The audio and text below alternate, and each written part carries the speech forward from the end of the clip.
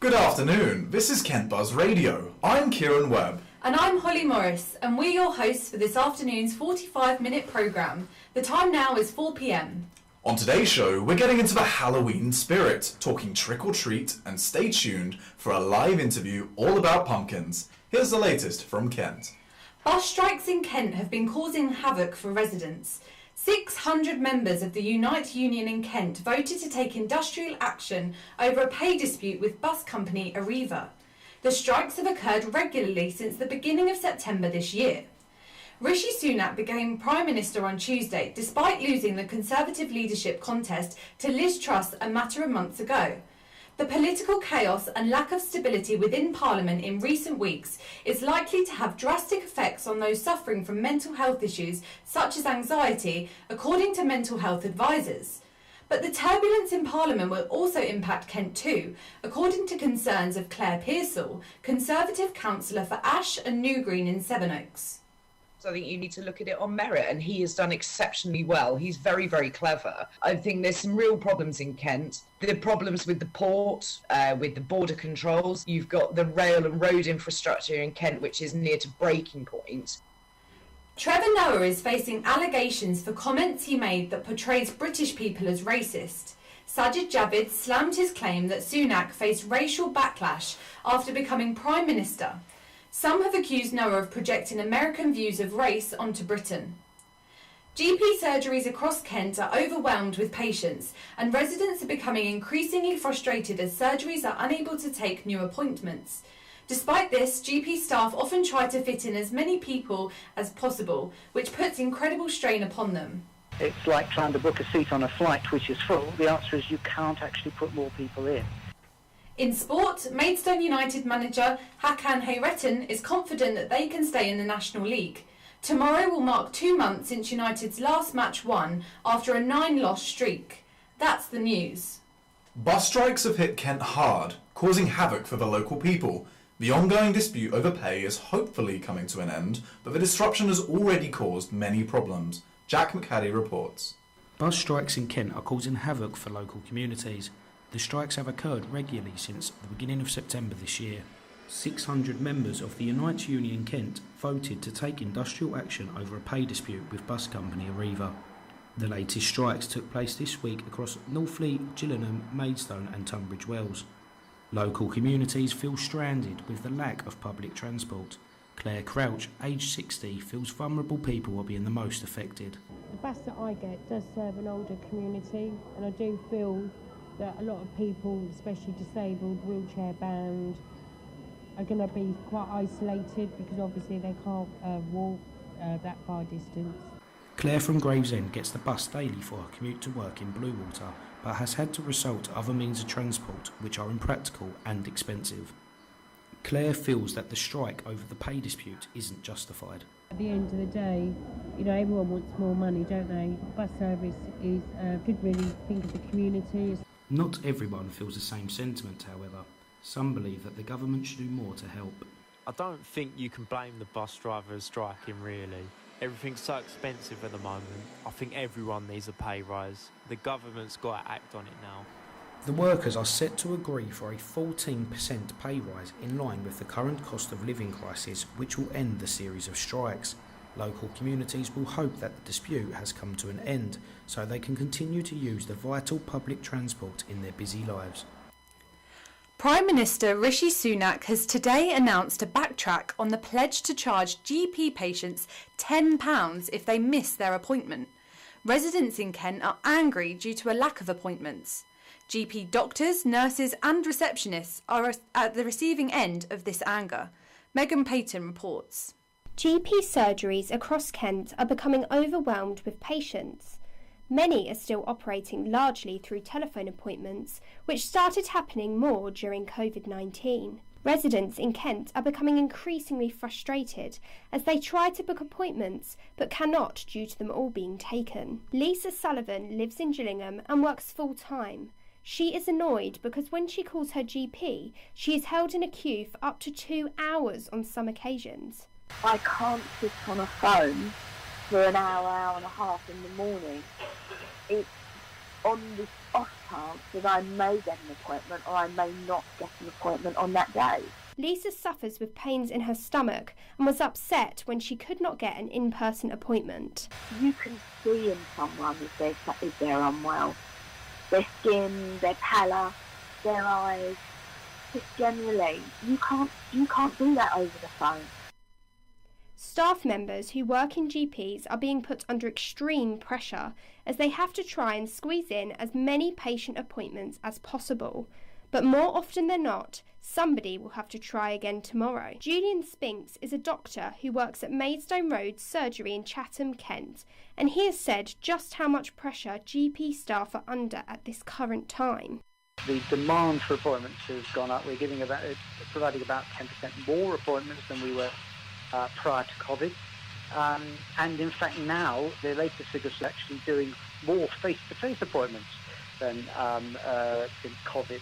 Even though the lack of appointments is not down to GP staff, many find themselves being shouted at as patients take out their frustration.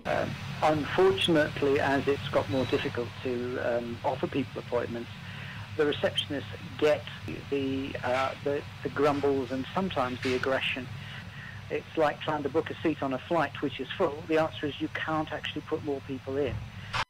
It does not look like the shortage of appointments is going to be fixed anytime soon due to an overall shortage of GP doctors. Hospital waiting times are also currently at an all-time high, and the overall NHS system and staff are under immense pressure. Megan Payton, Kent Buzz. The NHS has announced a new form of laser surgery that will help up to 150 epilepsy patients a year who did not respond well to anti-seizure drugs. The treatment will be deployed by surgeons early next year at 2 unidentified hospitals and could be life-changing for many people. Isabel Williams reports. Out of all the epilepsy patients in England, only 2/3 find anti-seizure drugs to be an effective treatment. In the past, the only option for these patients would be an extremely invasive neurosurgery that removes parts of the brain and can be fatal. For this reason, many people can't afford to take the risk of getting surgery. So the announcement that this new laser surgery will be a relief to thousands of people across the country.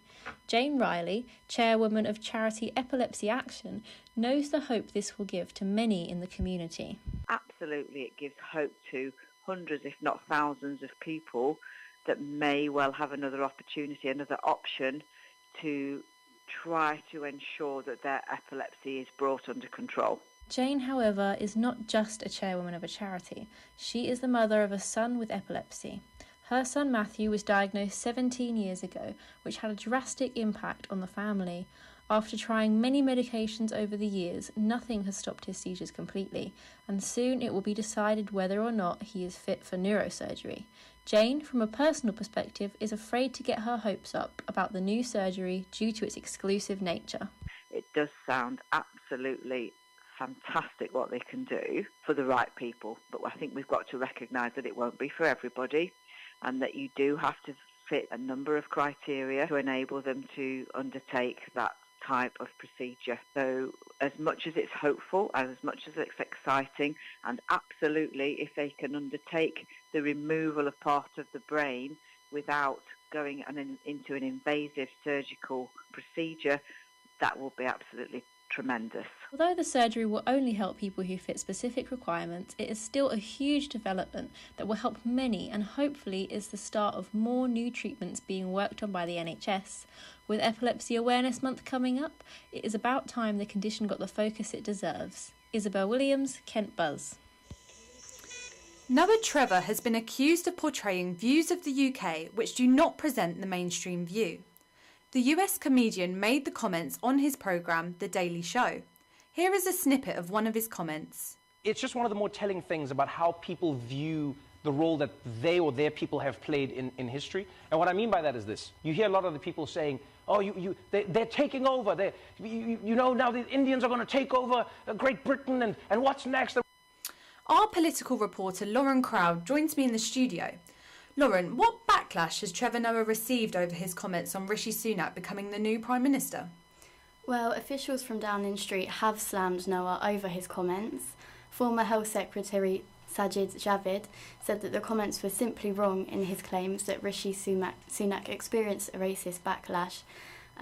He also said that the comments were completely detached from reality. And has Rishi Sunak responded to these comments?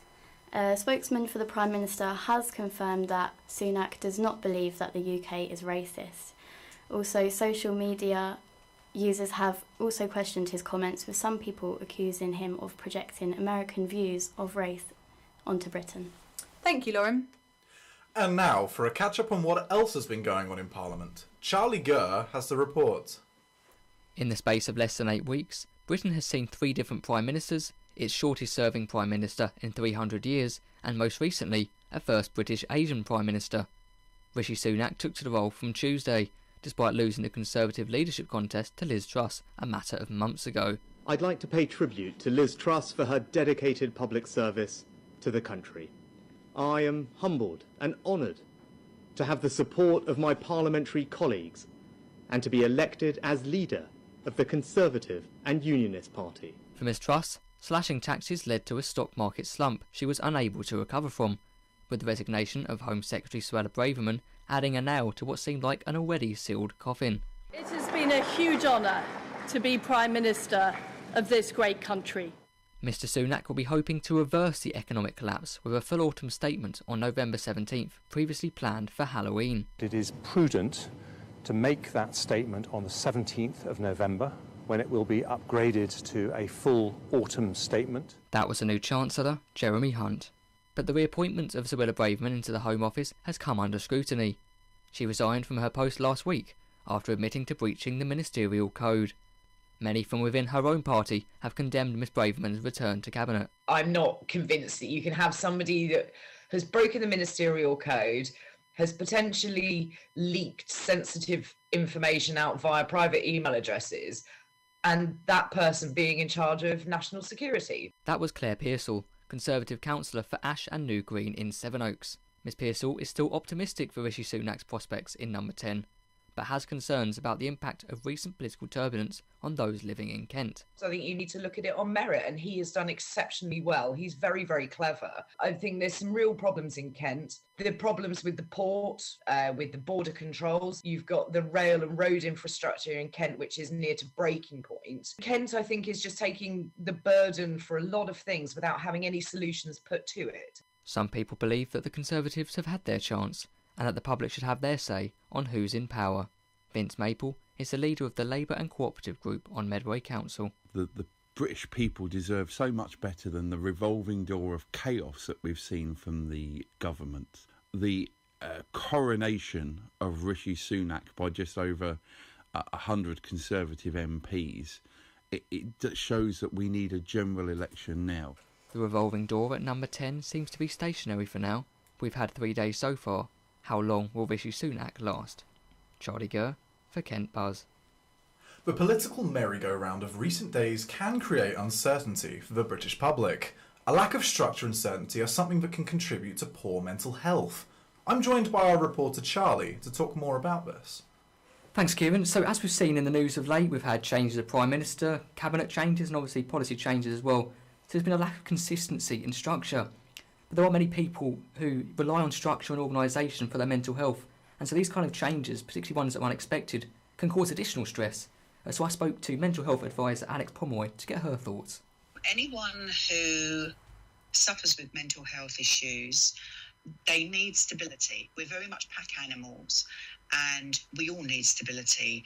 But people with mental health issues such as anxiety in particular, they need to know that they are safe.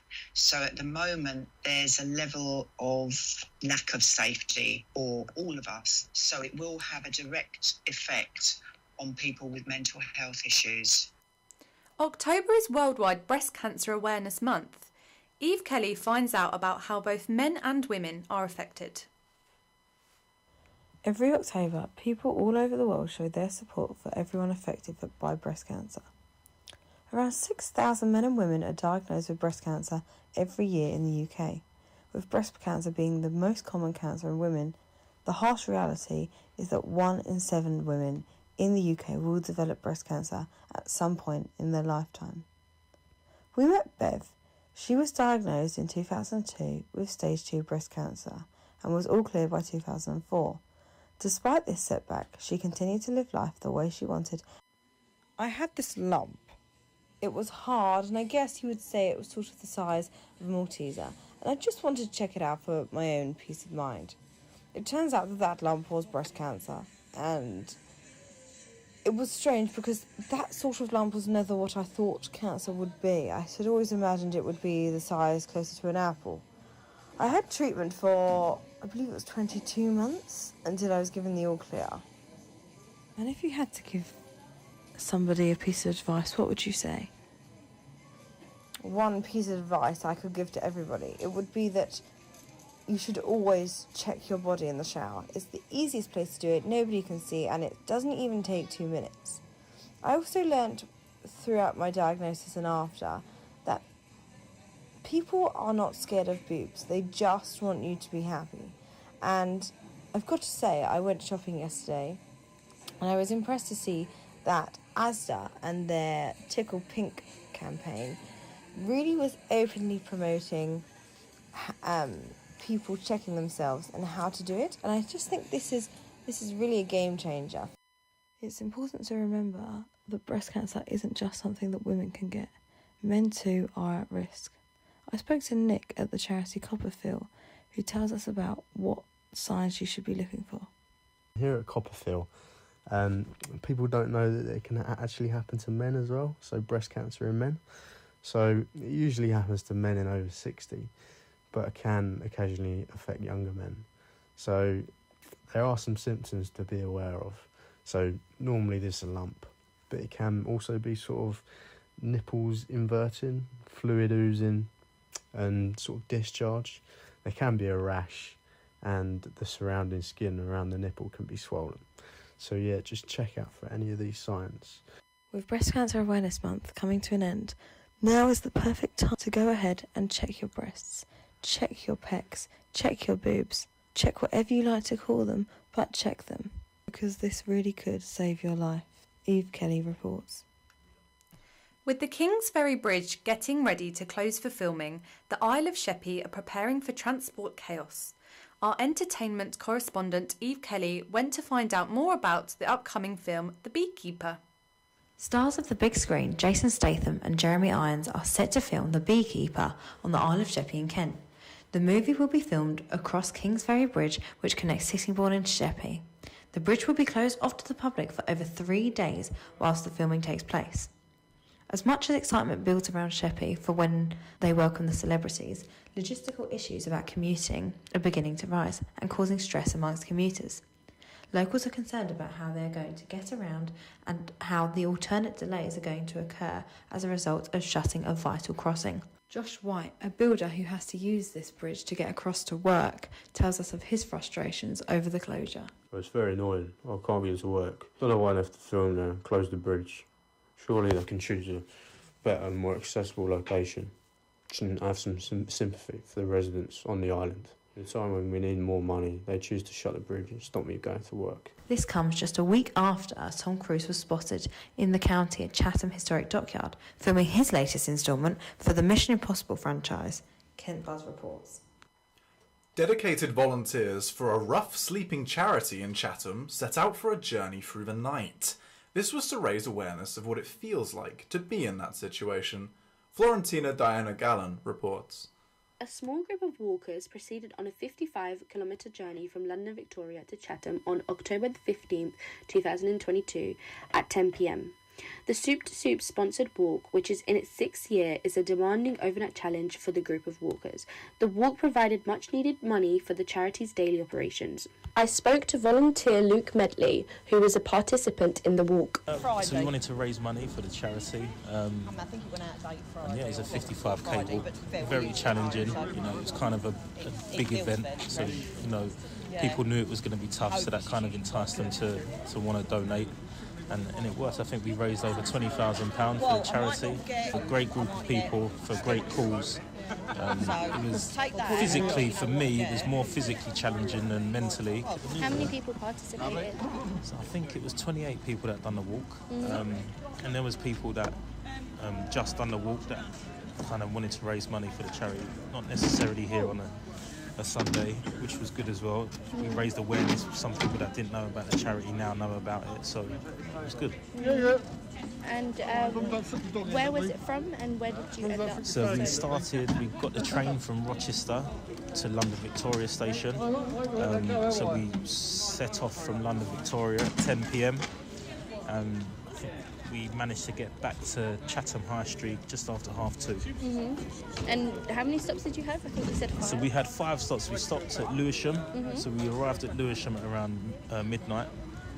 So it was in the night? Yeah, through the night. Again, that was the other tough thing because I was past my bedtime. So walking through that, the time we was walking, I was sleeping, but I think that was probably quite hard as well. I suppose if you would have done it at 9 o'clock in the morning, it would have been easier, but kind of defeats the object. You wanted something tough. We stopped at Lewisham, stopped at Welling, briefly stopped at Crayford, stopped at Dartford, Ebbsfleet,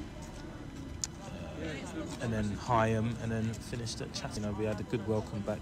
High Street was busy. A steel band played for us, and there was a sign language choir, so that was good. It was nice. It was nice. It was a good achievement for some as well. Some found it really tough, so when they got back as a sort of family, it was quite overwhelming. So it was nice. Florentina Diana Gallen reporting for Kent Buzz.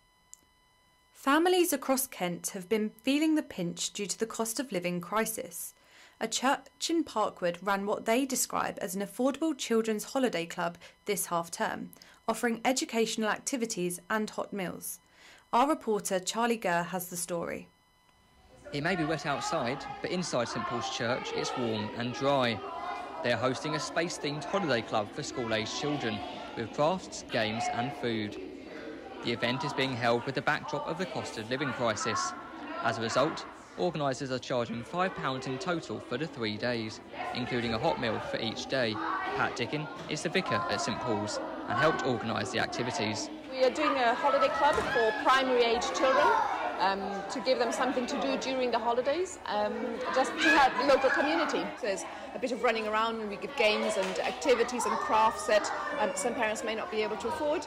Chances to have practical learning opportunities and a hot meal at an affordable price were reasons for why some of the parents brought their children along. It's brilliant just to be able to leave the kids with someone that's trustworthy, absolutely fantastic value for money. They love every minute of it, and I love every minute of it because I get a couple of hours peace. They've had a science activity every day, they've had a craft activity every day, and it only cost £5 for the whole 3 days, and that includes a hot meal. And it obviously helps parents out that are working in the week as well, because obviously it's really easy for childcare. That was Claire Bolden and Liz Mallion who brought their children along to the event. People from across Medway have volunteered their time this week to help out with the holiday club. Colin Lovell is one of them. As a church here at St Paul's, in the parish of South Gillingham, because this is a parish event, we want to do things in half-term, which will help parents and will give children a good time at an affordable price. More than 30 children have come along to the holiday club, but what have they thought of it? Here is 7-year-old Amelie. It's just an amazing place where you do crafts and science and you learn songs and do things to do with the Bible. It's home time now for these children, but they'll be going home fed and hopefully after having a lot of fun too. Charlie Gurr for Kent Buzz. Disposable vapes have increased in popularity over the past few years, but should they be banned due to their harmful effects on the environment? Reporter Lauren Crowd investigates the future of disposable vapes. According to government statistics, 15.2% of current vapers report using disposable vaping products in 2022, compared with 2.2% in 2021. This is dangerous to the environment due to the batteries inside the disposable vapes, which make the products extremely difficult to recycle. I spoke to owners of TJ e-cigarettes in Gillingham High Street to ask if they provided a recycling point for vapes in their store. How the hell do we deal with the now thousands upon thousands of plastic tubes that we've got? Because you can't get rid of the batteries, which means you can't recycle in a normal place. Consumers are advised to come to dispose of their vapes at a household recycling centre. Because there is nowhere to recycle them. So everybody came here to recycle them, which is great. But but then that now means our business becomes a recycling centre. Yeah, and the pressure We haven't on got you. the time, we haven't got the resources. The easy-to-use colourful tubes have attracted people through their bright packaging and exotic flavours. 2 million disposable vapes are sold every week in the UK, but with no large-scale disposable vape recycling scheme, the throwaway vapes are causing tons of lithium being sent to landfill every year. Lauren Crowd, Kent Buzz. A cat rescue charity in Walderslade, Kent is struggling to keep up with the number of poorly cats and kittens they are looking after. The founder of the charity is asking for donations from the public as costs are increasing. They want to continue helping as many animals as possible. Megan Payton reports. Wisteria Cat Rescue is run by a man named Billy Devitt, who is passionate about helping animals in need. His team works around the clock to provide care for all unwanted, dumped and mistreated cats and kittens in the area. We've been running Wisteria Cat Rescue since the beginning of 2020 and we become a registered charity in September 2020. This year already we've rehomed 462 cats. Unfortunately, the charity is finding it difficult to keep up with the increasing number of animals that need help and support. Vet bills and medication is expensive, and the only way to fund this kind of treatment is through donations. Sadly, it's challenging as every cat's needs are different, but as you can imagine, we certainly do go through a lot of litter.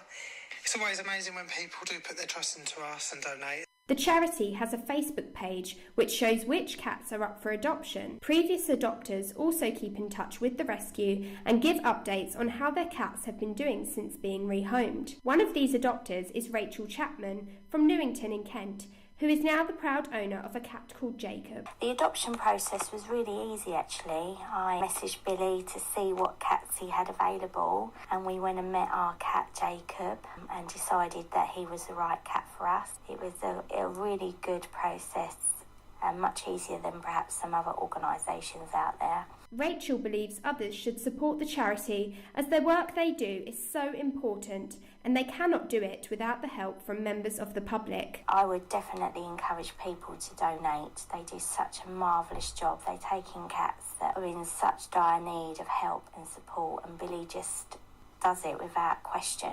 If you would like to donate to Wisteria Cat Rescue, you can visit their website or Facebook page and help to save the life of a cat or kitten in need. Megan Payton, Kent Buzz. In April 2022, the Police Crime Sentencing and Courts Act gained royal assent. Now enacted into law, the law now enforces tougher restrictions on protesters, prompting other activist organisations like Just Stop Oil to move into more radical approaches, like that of the Dartford Bridge hold-up.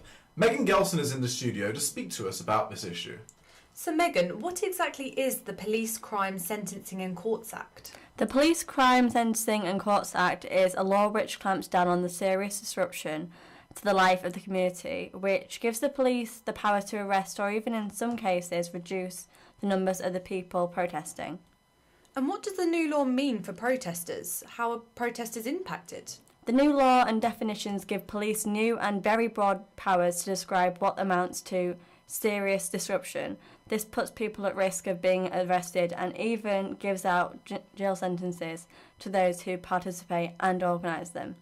And I understand you interviewed Medway councillor Vince Maple about the new law.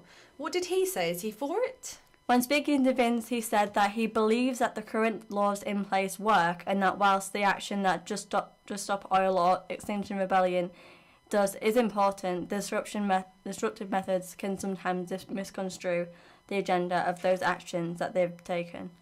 I've never been arrested at a protest, but I know others who have.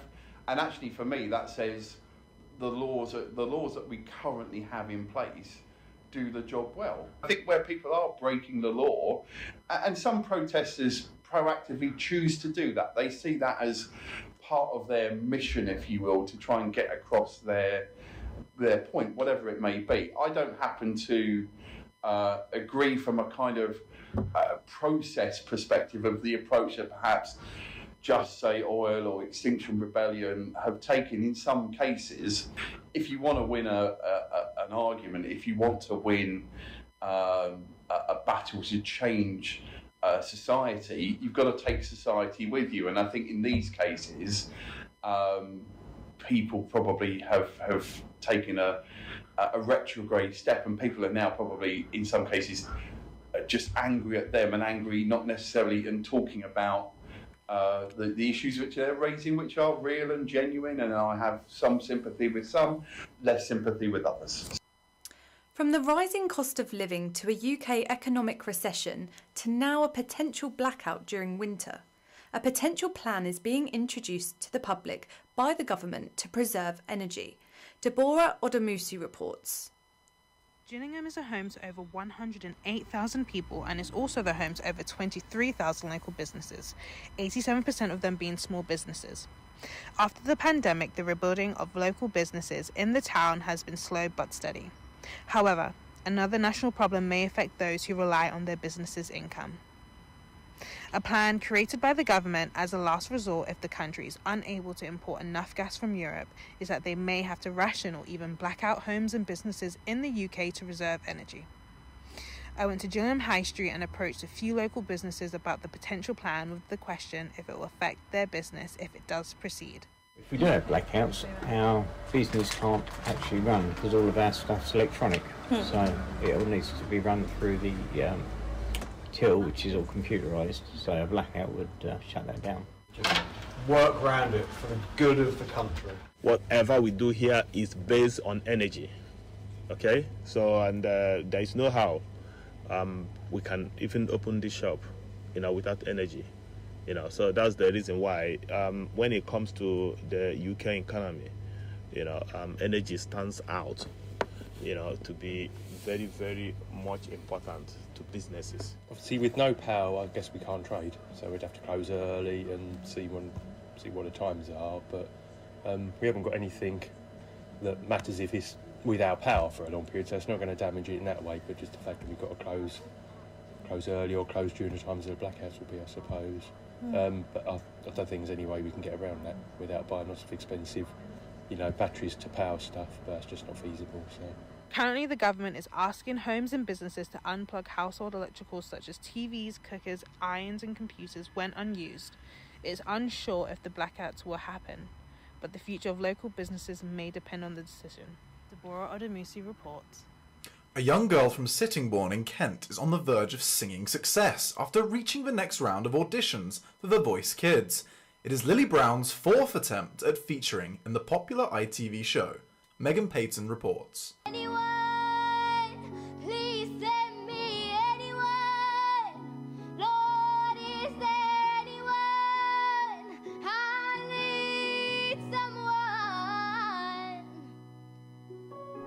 This is the voice of 11-year-old Lily Brown from Sittingbourne in Kent, who is through to the third round of The Voice Kids auditions for ITV. This is my fourth year auditioning now. Now that I'm 11, I've learnt a lot more skills to help me with my singing. Rebecca Brown is Lily's mum, and she says she has been singing for as long as she can remember. Actually, as soon as she could start talking, she was singing away, wasn't you? Always copying everything. For the next round of The Voice, Lily will travel to ITV's headquarters in London on the 5th of November, where she will perform 3 songs and be interviewed by the show's producers. I'm going to be singing All Coming Back to Me by Celine Dion, All I Want by Olivia Rodrigo and Icy Red by Everybody Loves an Outlaw. Chanel Ingram-Spice is the deputy head of Dream Academy and is Lily's singing teacher. She remembers when they first discovered Lily's talent. Me and my colleague Daisy, we were in a lesson and we could hear this voice and we just got every single student to sing on their own and we recognised that it was Lily's voice. The audition process is long and can be disheartening when you get through and then get rejected.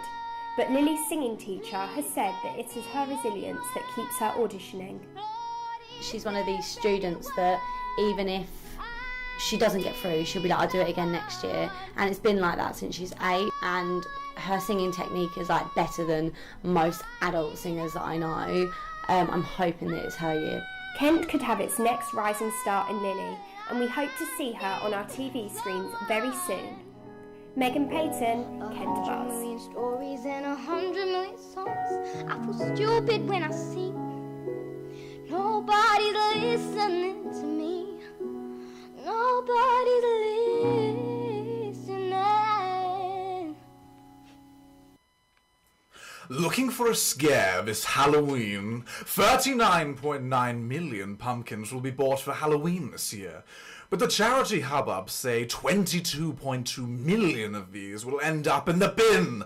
So what can be done to reduce pumpkin waste? Holly looked into this. I spoke to George Holdstock, who has been growing pumpkins for 3 years now at his 3-acre patch in Canterbury. He said that the popularity of pumpkin picking has grown every year. But he has made sure that every Halloween, not a single pumpkin is wasted and without a home. So the last 2 years, we've sold out about 3 days before Halloween. Any imperfect pumpkins we've ended up sending to Howlett's Zoo just round the corner. And this Halloween is no exception for George. Despite this year being his highest ever pumpkin yield at 10,000, he is confident the patch will be picked clean well in advance.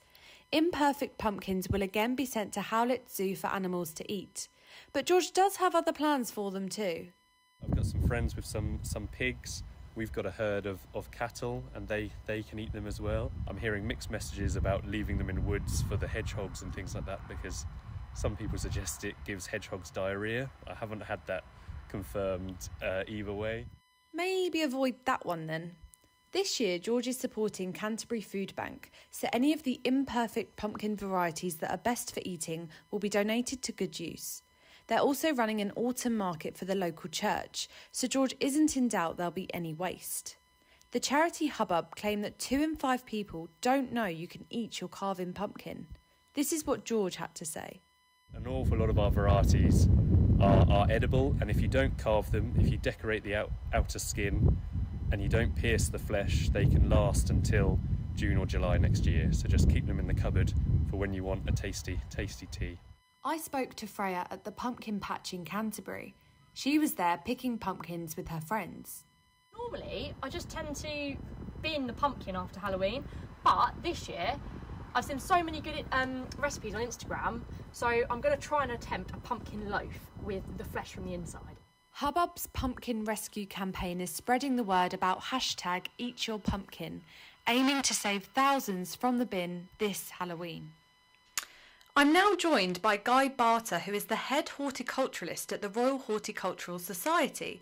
Hi Guy, thank you very much for joining us on Kent Buzz today. Hello, thanks for having me. We've spoken about ways to reduce pumpkin waste this Halloween, but let's take it back to the beginning. What is the best environment for pumpkins to grow in? Well, pumpkins like sun, so a nice sunny spot suits pumpkins very well. They also need a bit of space to spread out. They can sprawl and send vines for a long way, but you can allow the vines to climb over hedges and compost bins if you're short of garden space. And the other thing they need is a bit of moisture. That they're not very sensitive, but they're not drought resistant either. So a bit of watering helps them, and a very modest amount of fertilizer. Compost from your compost bin is fine, not too much, or you'll have all leaf and no pumpkin. Very interesting. Well, thank you again for coming on today, Guy, and sharing your pumpkin pointers. My pleasure. With Halloween approaching, ghost hunters prepare for their busiest weekend of the year. Our reporter Lauren Crowd spoke to Canterbury ghost hunter John Hippersley about the ghouls that haunt Canterbury. Who would have thought a cosy tea room would be ghost hunter and author John Hippersley's favourite spot to feel the presence of ghosts? The local ghost hunter runs weekly tours of Canterbury, starting at Albury's Bar, proceeding to the Tiny Tim's tea room a few doors down. In this tea room, Mr. Hippersley claims he has found the bodies of a mother and her children. The ghost tours are currently gearing up for the Halloween weekend, their busiest night of the year. Mr. Hippersley encourages people to join him on his tour of the ghosts of Canterbury and potentially capture a glimpse of what is lurking around the cobbled streets. Mr. Hippersley says his spookiest sighting is of a girl who haunts Staines Place. I first saw her in 1978, and I saw her pretty well every year until 1998, and she disappeared when they dug up one of the footstones of the entranceway to this old place, and when they did so, they found the remains of a little girl. Wondering how you would react to seeing a ghost, Mr. Hippersley has been running these tours for 31 years and says many people on his tours have experienced the presence of ghosts. There tends to be a sort of sharp jolt of worry, and then a sort of realisation that they're not alone because other people see it too. But sometimes it's just a one-off, as in only one person sees a ghost and nobody else does, because it's all about perception. Ghosts don't tend to appear to everybody, tend to appear to people who've ever shared experience. Although Mr Tippersley does not guarantee seeing ghosts at Halloween, he says theoretically the veil is thinner at this time of year. His tours run on Friday and Saturday nights at 8 p.m. Do you dare to join him?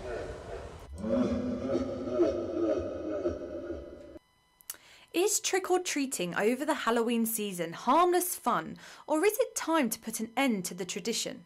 Our reporter Megan Payton has been speaking to people to see if they are going to be celebrating Halloween on Monday.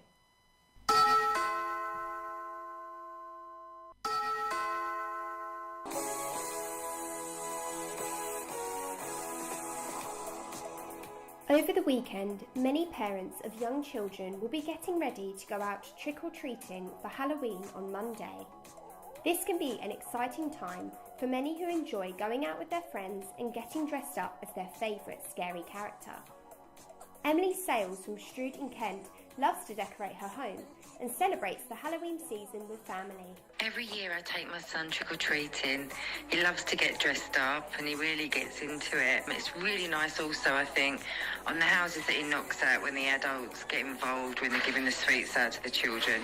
It makes such a difference. Unfortunately, this time of year is not fun for everyone. Some people are anxious as they do not want strangers knocking on their door. This is especially true for the vulnerable, who fear they will be taken advantage of. I'm standing outside 72-year-old Jane Russell's home in Rainham, and she hates the Halloween season. If there's no decorations, the people aren't interested, so leave them alone. Whereas if they've got pumpkins and lights outside the house and decorations, then obviously they do want to be part of it. Jane and her husband, Michael, have had bad experiences at this time of year, and in the past, they have had eggs thrown at their windows. They both feel nervous about opening their door at night, and Halloween puts them in a position where they feel like they must. Now we're older, we feel more vulnerable. At one time, we might have been able to chase them down the road, but we haven't got a chase in us now. We've got a notice in the window saying that we don't want people knocking, unsolicited calls, so they should take notice of that. If you are planning to go trick-or-treating over the Halloween period, please be mindful of those who do not celebrate the occasion and appreciate that not everyone will want to knock at their door. Megan Payton, Kent Buzz. The 5th of November is fast approaching, meaning the night sky across the country will be filled with colours as fireworks come back with a bang. However, some pet owners are dreading their pets being upset by the loud noises. Our reporter Kieran Webb sparked a conversation about Medway pet owners.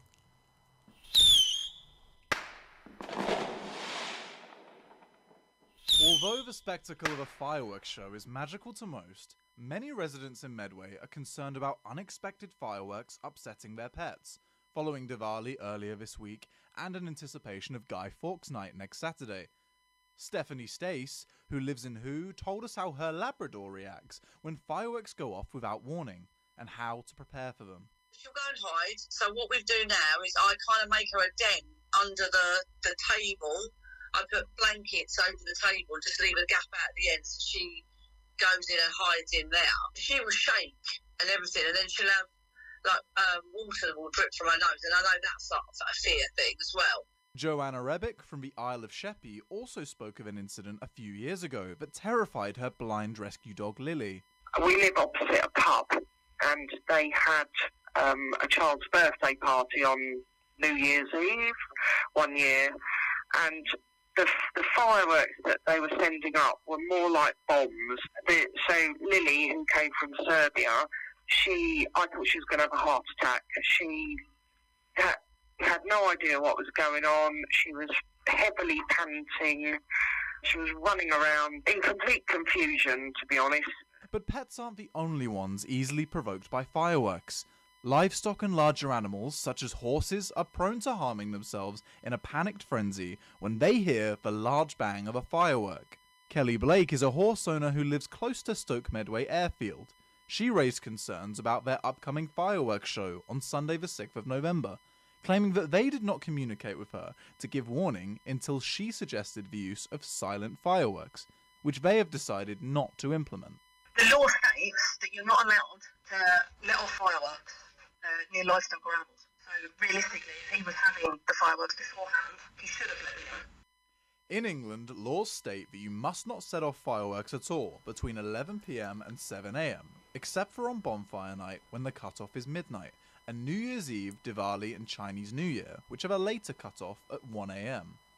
Do you think there should be tighter restrictions on firework usage in England?